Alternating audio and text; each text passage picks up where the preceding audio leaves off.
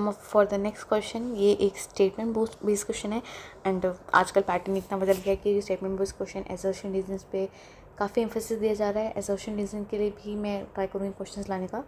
So focusing on this question, हमसे बोला जा रहा है कि इन चारों स्टेटमेंट से कौन सा स्टेटमेंट गलत है।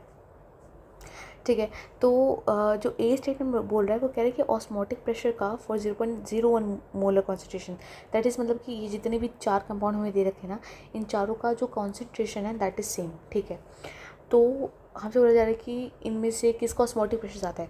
हमें पता है कि pi is equals to ICRT, right. तो कॉन्सेंट्रेशन तो सबका सेम है, आर और टी भी दोनों सबका सेम होगा, तो एक डिसाइडिंग फैक्टर जो होगा ना वो होगा आई।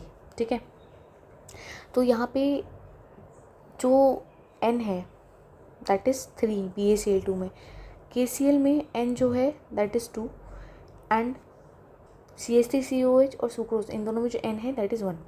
तो नहीं, एक्चुअली CH3COH का जो वेंट ऑफ फैक्टर होता है that is not 1, it is greater than 1 but less than 2।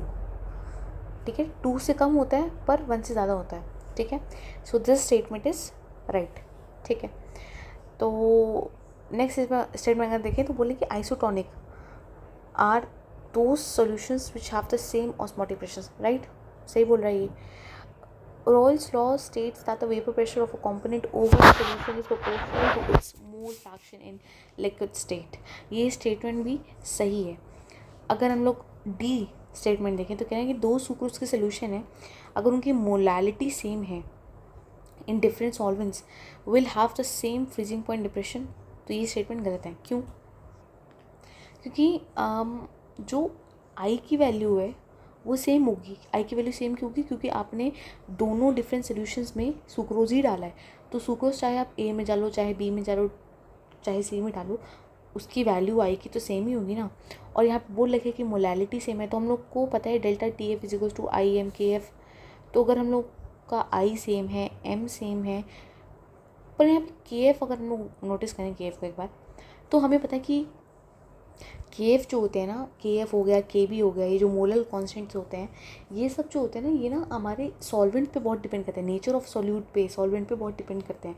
तो क्योंकि अगर मान लो मैं A सोल्यूशन में हमारी सुक्रोज को डाल रही हूँ और B सोल्यूशन में अपने सुक्रोज को डाल रही हूँ, चाहे सेम मोलर डाल रही हूँ, पर द थिंग इज़ कि जो सॉल्वेंट A है और जो सॉल्वेंट B है उसका नेचर तो डिफरेंट होगा ना। तो अगर इनका नेचर डिफरेंट होगा तो इसका मतलब कि इनका KF भी डिफरेंट होगा।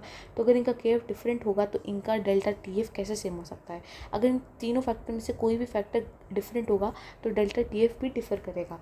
तो इसलिए हम कह सकते हैं कि जो ऑप्शन डी है वो सेम नहीं है।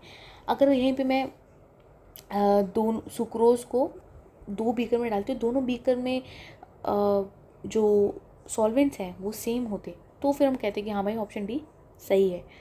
तो या अच्छा क्वेश्चन है।